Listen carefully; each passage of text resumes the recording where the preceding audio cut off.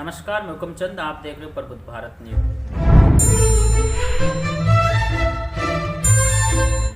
साथियों, आज हम बात करेंगे अपने चैनल में निर्मल जी गहलोत उत्कर्ष क्लास के बारे में।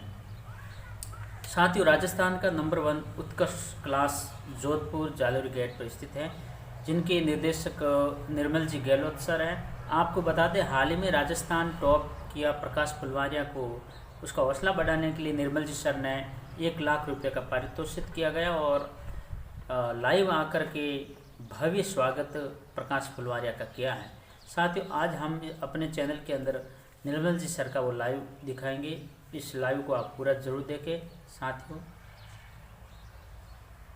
नमस्कार, आज अचानक से आपके बीच में मैं लाइव आया हूं और आप सभी को जान के बहुत खुशी होगी। हमारे पश्चिम राजस्थान में बाड़मेर में एक छोटे से गांव में निवास करने वाला एक बच्चा जो मेरे साथ में इस समय देख सकते हैं, प्रकाश फुलवारिया। प्रकाश जो है, आज अचानक से आपके बीच में ये इसका बंद करो और आप सभी को जान के बहुत खुशी होगी। हमारे तो प्रकाश जो है उसने क्या उपलब्धि हासिल की है ये आप सबसे छुपी भी नहीं है। प्रकाश जो है राजस्थान माध्यमिक शिक्षा बोर्ड में पूरे राजस्थान में अव्वल आया है। 99.2% मार्क्स इसके आए हैं और इसकी उपलब्धि मतलब किस मायने में खास है, हम काफ़ी कुछ बातचीत आपसे मैं करूँगा। लेकिन सबसे पहले, क्योंकि आपने इस थंबनेल पे लिखा है कि प्रकाश का हम आज स्वागत करेंगे, आपके प्रश्नों के रिप्लाई में मैं दूंगा। आपके सबके क्वेश्चंस जो है प्रकाश भी पढ़ पा रहा है यहाँ पे लगातार। तो सबसे पहले पूरे उत्कर्ष परिवार की तरफ से, उत्कर्ष के यूट्यूब परिवार की तरफ से, उत्कर्ष के फेसबुक परिवार की तरफ से, उत्कर्ष के सारे वेल विशर्स की तरफ से मैं प्रकाश का आप सभी की तरफ से मैं अभिनंदन करता हूँ, स्वागत करता हूँ। प्रकाश, कैसा लग रहा है आपको आज? बहुत अच्छा लग रहा है सर। प्रकाश, तुम्हें क्या लगता है, एकदम सेलिब्रिटी हो गए अचानक से? 12th का रिजल्ट आने से पहले और रिजल्ट आने के बाद के दिन एकदम बदल गए। हाँ जी सर। चलिए, मैं सबसे पहले इनको साफा पहनाकर गुलदस्ता देखिए मुंह मीठा करा के मैं स्वागत अभिनंदन मैं इनका करता हूँ और उसके बाद देखिए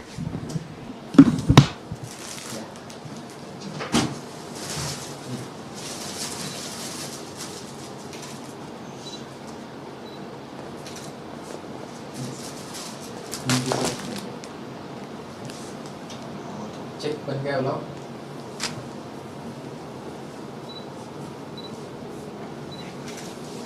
दिन तो बन ही गया था पूरा ही पहले। हाँ, थोड़ा ही खिलाएंगे, दिन में खूब चिपका होगा सिर्फ थोड़ा।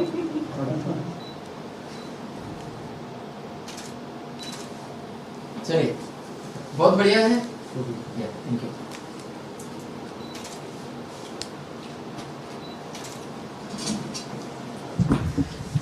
जितने लोग लाइव देख रहे हैं, चिंता मत करो, प्रकाश को ऐसे नहीं छोड़ेंगे, प्रकाश को IAS बना के छोड़ेंगे। और आपको पता है कि आपका निर्मल गहलोत कोई मिशन हाथ में लेता है तो उसको पीछे नहीं छोड़ता है और जहाँ तक पूरी उसकी एजुकेशन वगैरह का जो होगा आगे तक लगातार हम लगे रहेंगे। हमारे अकाउंट से अभी चेक भी बन रहा है प्रकाश के नाम का और अभी इनको 1 लाख रुपए का चेक भी हम भेंट करेंगे।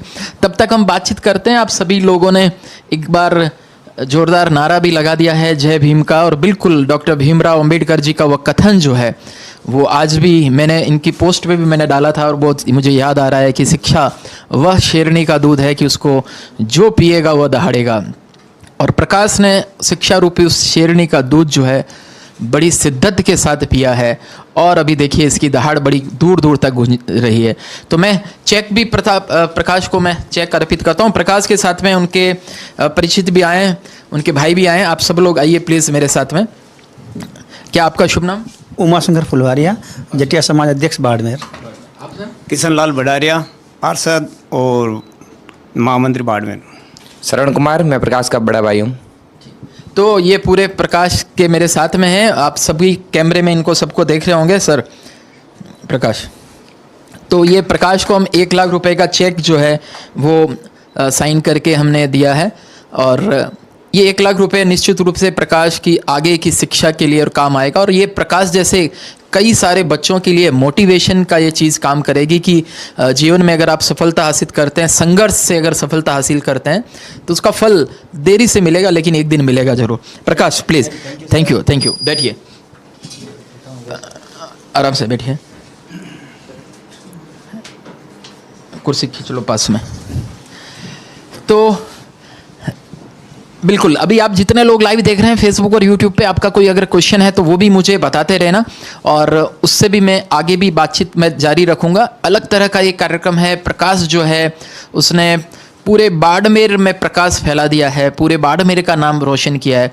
और मुझे याद आता है कि जब मैंने फेसबुक पे ये पोस्ट डाली थी तो इतना प्रेम से सब लोगों ने इसको शेयर किया था, हज़ारों लोगों ने इसको शेयर किया था, मैंने देखा। प्रकाश, थोड़ा सा अपना बचपन से थोड़ा बताइए, पहले अपने गांव का नाम बताइए, माता पिताजी का नाम बताइए, और पढ़ाई में जो आपकी विशेष ये रुचि बनी उसके बारे में बताइए, और 10वीं का क्या रिज़ल्ट रहा था वो भी बताइए। सर मेरा नाम प्रकाश है, मैं बाड़मेर ज़िले के लोहारवा गांव का हूँ। पापा का नाम चंदना राम जी और माता का नाम संतोष देवी है। मैंने पहली क्लास से 8वीं तक गांव के ही एक प्राइवेट स्कूल में पढ़ाई की है, सरस्वती अम्बे विद्या मंदिर स्कूल से। 9 से 12 तक हमारे गांव के गवर्नमेंट स्कूल में वहीं से पढ़ाई की है। 10th में मैंने बहुत मेहनत की थी, लेकिन एक नंबर से मैं डिस्ट्रिक्ट मेरिट से चूक गया था। तभी से मैंने सोच के रखा था कि 10th में चूक गया कोई नहीं, 12th में अच्छी मेहनत करके कुछ अच्छा करना है। तो ये गांव जो है आपका, मतलब कहाँ पर गांव ये स्थित है? बाड़मेर के धोरीमन्ना के अंदर? बाड़मेर के धोरीमन्ना तहसील में। अच्छा, तो कितना बड़ा गांव है, वहाँ पे सुविधा वगैरह कितनी क्या है? अभी इतना विकसित हो पाया है गांव? तो लगभग 5,000 लोग रहते होंगे। सुविधाओं की तो सुविधा अभी इतनी है नहीं, आधारभूत सुविधाओं की कमी है। रोड सही है नहीं, पानी की नहीं। तो 10वीं में क्या परसेंटेज बने थे आपके? 96.17। तो 10वीं में 96.17 बने, और अभी 99.20 परसेंटेज भी बने हैं। तो ऐसे कई सारे गांव हैं जो वास्तव में अभी सुविधा से महरूम हैं। और आपको क्या लगता है कि मुझे जीवन में क्या बनना है? कुछ ऐसा, कुछ लक्ष्य, कुछ सपना, कुछ सोचा है कि ये मेरा सर मकसद ये है, ये 12वीं में मेरिट में आ गया, ये तो मुकाम नहीं है, ये तो मंजिल नहीं है, ये तो केवल एक पड़ाव है, आगे और जाना है। तो क्या क्या सोचा है आपने? सर हमारे गांव में बहुत दिक्कतें हैं। मैंने भी पढ़ते समय बहुत दिक्कतें देखी थी। पानी की समस्या है, लाइट की समस्या है, आधारभूत सुविधाओं की कमी है। इसलिए मैं बड़ा होकर यही बनना चाहता हूँ ताकि मेरे गांव का विकास कर सकूँ, समाज का विकास कर सकूँ। बाकी जो आगे आने वाले बच्चे हैं जो पढ़ रहे हैं वो ऐसी दिक्कतों का सामना ना करें। तो उसके लिए मैंने न्यूज़पेपर में पढ़ा, मतलब एक प्रशासनिक अधिकारी बनने का आपका सपना है? हाँ जी। कोई प्रशासनिक अधिकारी आपके कोई आइडियल है, ऐसा है क्या कुछ कि सर ये प्रशासनिक अधिकारी मैंने देखा है? हर एक का एक आइडियल होता है कि सर बचपन में उनको देखा, उसके जैसा काम करना है। तो ऐसा कोई आपका कोई आइडियल कोई रहा है, किसी को देखा है नज़दीक से काम करते हुए? देखा तो नहीं है सर, पढ़ा है मनोज कुमार शर्मा जी के बारे में। अच्छा, क्या क्या पढ़ा उनके बारे में? वो उनका अपने आया था 12th फेल, वो पढ़ा था। उन्होंने बहुत संघर्ष किया था IPS बनने के लिए, बस उन्हीं से प्रेरणा ग्रहण की है मैंने। बहुत अच्छा। तो मतलब ये संघर्ष जो है, उसके बाद जो सफलता जो मिलती है और उसका जो आनंद आता है, और एक जो चांदी का चम्मच लेके जो पैदा हुआ सब कुछ जो इसको सुविधा मिलती है वो सफल हो जाता है, इन दोनों सफलताओं में कुछ अंतर महसूस होता है? तुम्हें लगता है कि सर ये जो सफलता मैंने जो हासिल किया है ये मतलब अनिर्वचनीय है, बहुत आनंद इसके अंदर रहा है, और कितने लोग खुश हुए? मुझे लगता है इन दिनों में ऐसे कई नए लोग भी मिले होंगे जो पहले से तुम्हें नहीं जानते थे, लेकिन अब वो बोलते होंगे कि हाँ प्रकाश हमारा है, ये हमारा भतीजा है, ये हमारा भांजा है, ये हमारा गांव का बंदा है। ऐसा होता है, हमारे कई सारे स्टूडेंट RS IAS बनते हैं ना, उस समय भी उनके साथ होता है। कई सारे रिश्तेदार, दोस्त और अचानक से बढ़ जाते हैं, परिवार बड़ा हो जाता है। कैसे लेते हो उसको तुम? सर संघर्ष करने के बाद जो सफलता मिलती है उसके बाद एक अलग ही एहसास होता है, उसको आप शब्दों में बयां नहीं कर सकते। सर जब रिजल्ट आया था तो हम बाड़मेर में ही थे। जब दूसरे दिन गांव गए थे तो पूरा गांव वहाँ इकट्ठा हुआ था, पूरा गांव खुश था। सभी ने डांस किया, माला वगैरह पहनाई, पूरा गांव खुश था। फिर उसके बाद हम जयपुर गए, वहाँ पर भी 2-3 जगह हम गए, वहाँ पर भी सभी लोग बहुत खुश थे। सभी ने हमारा स्वागत किया, मिठाई खिलाई, माला पहनाई। मतलब जो भी पहले से मेरे को कोई ज़्यादा जानता नहीं था, लेकिन अब सभी लोग जान रहे हैं, सभी बहुत खुश हैं। आप जो है ना रिजर्व कैटेगरी से आते हो और कई बार रिजर्व कैटेगरी के लोगों पे बच्चों पे ऐसा करा जाता है, आरोप लगा, देखो ये मतलब थोड़ा कम परसेंटेज लेके आया तो भी इसका नौकरी में चयन हो गया, कम लाया तो भी हो गया, और ये थोड़ा सा जो है ना इतना अच्छा नहीं करते हैं तो भी हो जाए। ऐसे लोगों के मुंह पे आपने बहुत बड़ा तमाचा एकदम मारा है कि देखो मैं 99.2% रिजर्व कैटेगरी होकर भी लेके आया हूँ। और जैसे कि डॉक्टर भीमराव अंबेडकर सर जो खुद अपने आप में इतने प्रतिभाशाली थे, तो आप जैसे नौजवान, आपके समाज के जो लोग हैं, उनके लिए आप एक क्या संदेश देना चाहोगे कि मेहनत किस प्रकार से की जा सकती है और कैसे रिजल्ट निकाला जा सकता है? आप अपने माध्यम से एक मॉडल बनाते हुए क्या संदेश देना चाहोगे? और मुझे तो सही मायने में बता रहा हूँ, इतने सारे बच्चे भी देखने कर रहे हैं, मुझे तुम में एक नया भीमराव दिखाई दे रहा है और तुम्हें रुकना नहीं है यहाँ पर। सबसे बड़ी बात यह है, अगर रुक गए तो गए काम से। ये सब भीमराव अम्बेडकर जी को भी जीवन में खूब सारी उनको प्रशंसा मिली, खूब सारे सम्मेलन में गए वगैरह, लेकिन उन्होंने क्या किया, उनका एक मिशन था, उस मिशन के ऊपर लगातार वो लगे रहे, लगातार आगे बढ़ते रहे। और तुम्हें जो है सिद्ध करके दिखाना है कि सर देखो मैं जो है वास्तव में बाबा साहब के जो है नक्शे कदम पे चलने वाला हूँ और मेरे को देख के कई लोग और नक्शे कदम पर चलेंगे। तो बाबा साहब की जीवनी पढ़ी है आपने? पढ़ी तो है लेकिन सर ज़्यादा नहीं जानता उनके बारे में। कोई बात नहीं, लेकिन आपने सबसे बड़ी बात क्या किया है कि उनके नक्शे कदम पे चल रहे हो। कई लोग क्या केवल पढ़ते हैं, आप उनके नक्शे कदम पे चल रहे हो, ये सबसे बड़ी बात ये है। तो शिक्षा जो है वो जीवन परिवर्तित करती है। और आपको क्या लगा, आपके क्या संघर्ष क्या रहे, अपने संघर्षों के बारे में कुछ बताइए। न्यूज़पेपर में भी हमने कुछ पढ़ा, आप बताओ कि सर मेरे ये संघर्ष रहे और फिर भी मैंने मतलब ये काम किया। सर हमारा गांव थोड़ा पिछड़ा हुआ इलाका है, हर सुविधाओं की कमी है। घर में भी आर्थिक स्थिति ठीक ठाक है, पापा की मजदूरी से घर का खर्चा चल जाता है, बाकी सुविधाओं की वैसे कमी है। लाइट भी हमारे गांव में कम ही रहती है, पानी भी खारा है, मीठा पीने को मिलता नहीं है। बाकी स्कूल के जो टीचर्स हैं उन्होंने मेरा बहुत सहयोग किया था।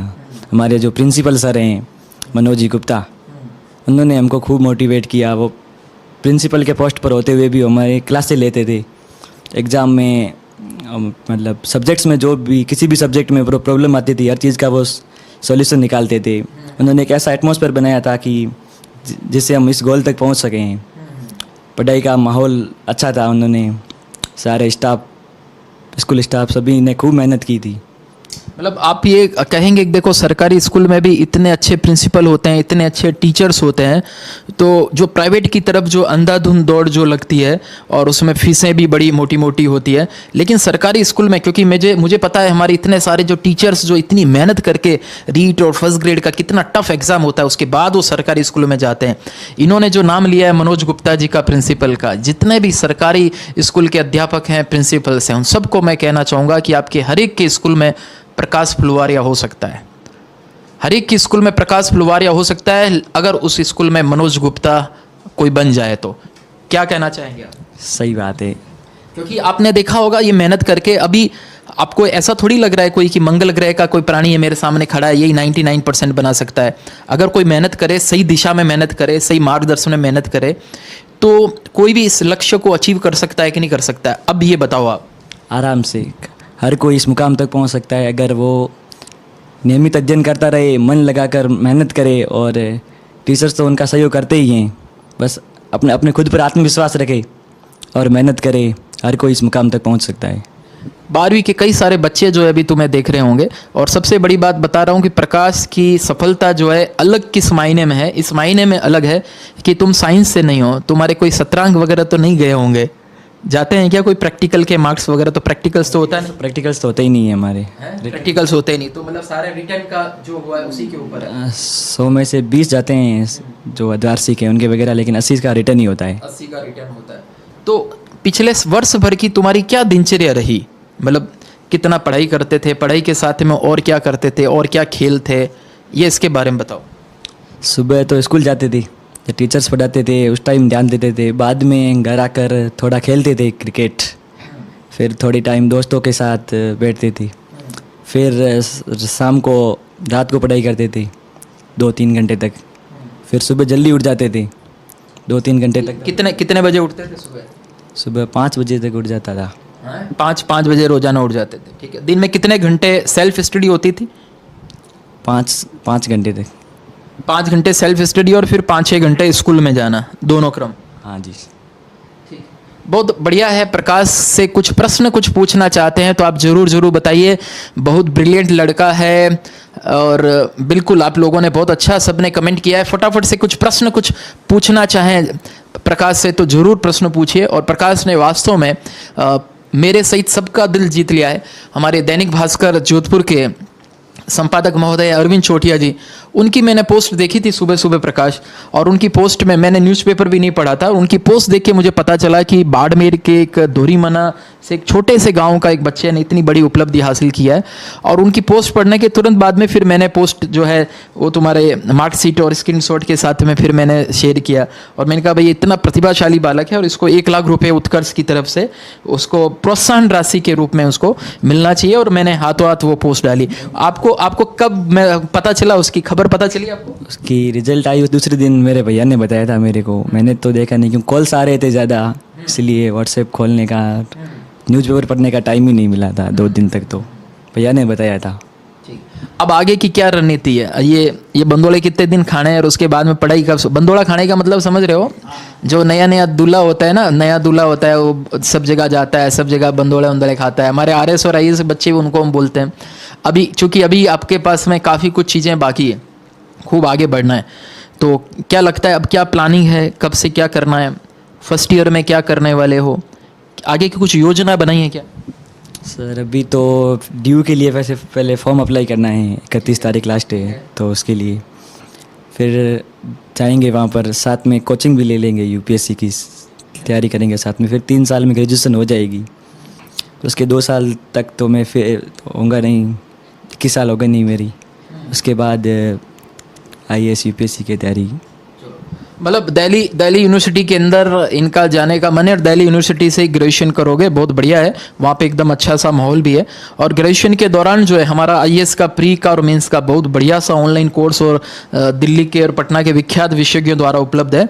और वो कोर्स भी मैं आपको एकदम निःशुल्क प्रोवाइड कराने वाला हूँ। और अभी से उसको आप पढ़ते रहना तो 3 साल में तो एकदम ऐसा लगेगा कि सर एक ही चीज़ को बार बार पढ़ लिया तो शानदार तरीके से काम हो जाएगा। तो वो IAS वाला कोर्स भी हम आपको पूरा निःशुल्क जो हम देने वाले हैं। तो अपनी तैयारी कब से शुरू करोगे ये बताओ बाप? बस 2-4 दिन के बाद से ही, अब ये सब खत्म हो जाए उसके बाद से ही। 2-4 दिन के बाद अपनी तैयारी जो है वो शुरू कर देंगे। काफ़ी देर से लगातार हम जो है इंटरव्यू हैं ले रहे हैं इनका। सब बच्चे ने आपको खूब, जितने लोग लाइव देख रहे हैं बाद में इस वीडियो को देख रहे हैं, इस कमेंट बॉक्स के अंदर प्रकाश के लिए एकदम उसके भावी जीवन के लिए खूब सारा आप आशीर्वाद दे दो कि सर इसको तो IAS बनना ही बनना है और निश्चित रूप से IAS बनना है। ऐसा सब लोग एक बार मैसेज डाल दो। और अच्छा, एक बच्चे ने, राजकुमार ने कमेंट किया है, बहुत अच्छा कमेंट किया है कि सर 10वीं में 96% आने पर भी आर्ट्स क्यों लिया? बहुत अच्छा प्रश्न इसका एक बच्चे ने पूछा है। क्यों सर, मेरा आर्ट्स में इंटरेस्टेड था। हिस्ट्री पॉलिटी ये मेरे को पढ़ने में अच्छा लगता था। मैंने मेरे गुरुजी से पूछा था कि साइंस में भी, पहले साइंस में गया था 10-15 दिन तक, अच्छा क्लासें ली थी साइंस की, पर मेरा मन नहीं लग रहा था वहाँ पर। आर्ट्स में इंटरेस्ट था, इसलिए मैंने मेरे गुरुजी से पूछा था। उन्होंने कहा आर्ट्स बढ़िया है, अच्छा फील्ड है। तो ये बहुत बड़ी बात है। देखो 10वीं के अंदर जो ज़्यादा नंबर लेके आ रहे हैं उनके लिए ये बड़ी बात है, समझने की बात है कि 10th के अंदर आपने क्या परसेंटेज लेके आया उसका मायने नहीं रखता है। केवल उसी के आधार पे अपना सब्जेक्ट मत ले लीजिए, सब्जेक्ट जिस पे आपका दिल करे, है ना, और जिसमें आपका मन करे। और आर्ट्स में रह के भी हमारे कई सारे हमने लोगों को देखा है जो IAS वगैरह बने हैं, आर्ट्स से उन्होंने ग्रेजुएशन किया, आर्ट्स से ही उन्होंने 11th-12th किया और बाद में IAS और IPS भी वो बने हैं। तो केवल साइंस ही लेना ज़रूरी नहीं है। अगर साइंस में आपकी रुचि है, वहाँ मन है तो लीजिए। 10वीं के बाद में थोड़ा सा चिंतन कीजिए, विचार कीजिए कि आखिर सब्जेक्ट कौन सा लेना है। और भी कोई बच्चे कोई प्रश्न पूछना चाहते हैं तो पूछें। एक बच्चे ने बहुत अच्छा प्रश्न पूछा है। और सब लोग भाई प्रकाश को बहुत बहुत बधाई, IAS ऑफिसर बनेगा, बेस्ट ऑफ लक। कमेंट्स देख रहे हो आप सबके? देखो आप कमेंट्स देखो कितने ज़बरदस्त आपके कमेंट्स आ रहे हैं। देखिए ये आज का अंबेडकर है, एक बच्चे ने कमेंट किया आपके लिए, आज के अंबेडकर है, बहुत बढ़िया, शानदार। तो बहुत बढ़िया है, सब लोग जो है मोटिवेट आपको कर रहे हैं। और ये एक समाज के अंदर एक अच्छी परंपरा भी है कि कोई अगर अच्छा काम करे तो उसको मोटिवेट किया जाए, कोई अच्छा काम करे तो उसको आगे बढ़ने के लिए प्रेरित किया जाए। और हमारे जैसे लोग जो एक स्वाभिमान से खड़े होकर स्वावलंबी बन चुके हैं, तो ऐसे लोग जिन्होंने समाज में विशेष कुछ नाम किया है तो उनको प्रोत्साहित भी करें। ये सबका दायित्व बनता है, तब हम समझेंगे कि सब लोगों ने मिल के जो है वो काम किया है। तो उत्कर्ष संस्थान जो है कंपटीशन एग्जाम की तैयारी कराता है। पहले से परिचय है तुम्हारे गांव में? उत्कर्ष को पहले से जानता ही नहीं जानता? ईमानदारी से बताना। जानता हूँ, मेरे भैया हैं वो आए रीड की कोचिंग कर रहे हैं यहीं से, अच्छा, ये वाले। अच्छा, भैया रीड की कोचिंग कर रहे हैं, चलो बढ़िया है। तो हमने ऑनलाइन एजुकेशन में भी अभी काफ़ी हमने काम किया है, गांव-गांव ढाणी ढाणी तक हमारी ऑनलाइन एजुकेशन जो है पहुंच चुकी है। तो बधाई हो आपको, बहुत बहुत, खूब आगे बढ़ते रहो। और जितने भी संघर्ष है, संघर्ष के बाद जो है सोने को जो है जितना ज़्यादा तपाया जाता है ना, उतना ज़्यादा वो निखर के बाहर आता है, उतना ज़्यादा उसमें मज़ा आता है। तो अंत में जो है हमारे जितने भी लाइव देख रहे हैं व्यूअर्स, उनको आप क्या संदेश देना चाहोगे? और ख़ास तौर से आपके जो छोटे भाई बहन हैं उनको क्या कहना चाहोगे, ये बताओ। जो कि मेहनत कर रहे हैं, तैयारी कर रहे हैं, उनको क्या कहना चाहोगे? कैमरे की तरफ देख के एक बार मैसेज दे दो उनको। बस मेहनत करते रहे, मुसीबतों से डरे नहीं, अपने इरादे मजबूत रखे, क्योंकि शिक्षा सबसे ज़रूरी है। और अगर शिक्षा पाने के बाद आप कुछ अच्छे बन भी जाते हो तो अपने गांव और समाज को नहीं भूले, उनकी तरफ ध्यान दें। कितनी बढ़िया बात कही है। देखिए, लगातार मेहनत करते रहें, इरादों को मजबूत रखें, कॉन्फिडेंस रखें। और प्रकाश, तुमने और दिल जीत लिया। सबसे बड़ी बात जो कही है कि जीवन में जब कुछ हम कर लिए, आगे बढ़ गए, तो उसके बाद अपने गांव को, अपने समाज को पीछे भूले नहीं। उन्होंने आगे बढ़ाया है, उनके सहयोग से हमने किया है। ये भाव जो है जीवन भर विद्यमान रहे। बहुत अच्छा और श्रेष्ठ बात जो है, छोटे से बच्चे ने इतनी बड़ी बात कह दी है, ये अपने आप में बहुत बड़ी बात है। जोरदार तालियों के साथ आपका हम स्वागत करते हैं, अभिनंदन करते हैं। और मैं प्रकाश के साथ में आपसे इस वादे के साथ में विदा लेता हूँ कि प्रकाश जो है आज से लगभग 7-8 साल बाद में वापस से मैं इसका इंटरव्यू करूंगा। और उस समय मैं कहूंगा कि देखो, अब ये आईएएस ऑफिसर बनके और इतनी टॉप की रैंक लेके आके हमारे बीच में है। और उस समय प्रकाश जो है, आज का ये इंटरव्यू जो है हम वापस से डिस्प्ले करेंगे तुम्हारे साफे वाला वापस, कि देखो प्रकाश जो है वो आईएएस बन चुका है। अभी क्या एज है तुम्हारी? 16 साल है। तो लगभग मैंने 6-7 साल एकदम सही बताया। इसका मतलब 21 साल की उम्र आईएएस का एग्ज़ाम देने के लिए मिनिमम एज होती है। और फॉर्म भरने के लिए तो 5 साल बाद में फॉर्म भरेगा और उसी दौरान 1.5 साल में तैयारी करेगा। तो लगभग 7 साल बाद में प्रकाश फिर इंटरव्यू देने का वादा करना है हमारे सब व्यूअर्स को। बता दो कि सर 7 साल बाद में कम से कम और आपसे वापस हम आएंगे, आईएएस बन के रूबरू होंगे। उस समय फिर से यूट्यूब पे लाइव आपके साथ आऊँगा। ज़रूर सर, अपना पूरा दम लगाऊंगा, मन लगा के पूरी कोशिश करूंगा। बहुत बढ़िया। तो अपना पूरा दम लगाएगा, दम लगा के पूरी मेहनत करेगा। और दिल्ली यूनिवर्सिटी में मेरे एक दोस्त वहाँ पे विद्यमान है। तुम्हारे पढ़ने में कभी भी कहीं पे दिक्कत आए तो मुझे बेहिचक बताना, ठीक है? कुछ भी लगे कि सर ये किताबें सर मुझे चाहिए, तो कुछ नहीं, खाली किताबें जो है ना, तुम्हारे भाई को कहना, इनको केवल व्हाट्सएप कर देना। बहुत बढ़िया। तो किताबें भी तुम्हारी पहुंच जाएगी। तुम तो बहुत मेहनत से लेके आगे बढ़ो और अपना छोटा सा गांव जो है उसका नाम रोशन करो। और वापस से खुशी जो है ये बार बार आए, इसके लिए कोशिश करो। तो एक बार मैं प्रकाश के साथ में विदा लेना चाहता हूं आप सभी से। और आपने खूब प्रकाश को खूब सारा आशीर्वाद दिया। और प्रकाश जो है, इसका प्रकाश अपने गाँव से और धोरीमन्ना से और बाड़मेर की धरती से बाहर निकलते हुए पूरे राजस्थान में जो छाया है, जल्द ही ये प्रकाश जो है पूरे भारत में छा जाए, एक आईएएस ऑफिसर बन के। और एक भाव जो है, मैं हमेशा कहता हूं कि अगर कोई घाघ व्यक्ति जो है ऑफिसर अगर बन गया, कोई चालाक व्यक्ति अगर ऑफिसर बन गया, तो देश के लिए बहुत बड़ा खतरा है। लेकिन प्रकाश जैसी सोच वाला व्यक्ति अगर कोई ऑफिसर बनता है, जो कहता है कि मैं आगे बढ़ने के बाद में अपने गाँव को, अपने समाज को भूलूंगा नहीं, तो ये जो सोच जो है विद्यमान रहेगी कि जीवन में खूब आगे बढ़ गए लेकिन पैर जो है वो धरती पर जमे हुए रहे। ये सोच के साथ अगर कोई मेहनत करेगा तो निश्चित रूप से आगे बढ़ेगा। बहुत बहुत बधाई प्रकाश आपको, बहुत बहुत धन्यवाद आपका। Thank you sir. Thank you so much, thank you so much, धन्यवाद सबको, धन्यवाद। अभी तक आपने हमारे चैनल को सब्सक्राइब नहीं किया है तो हमारे चैनल को सब्सक्राइब कर दे और बेल आइकन को भी दबा दे, ताकि जो भी हम वीडियो अपलोड करें उसके नोटिफिकेशन आपको सबसे पहले मिले। तब तक साथियों, जय भीम, नमो बुद्धाय।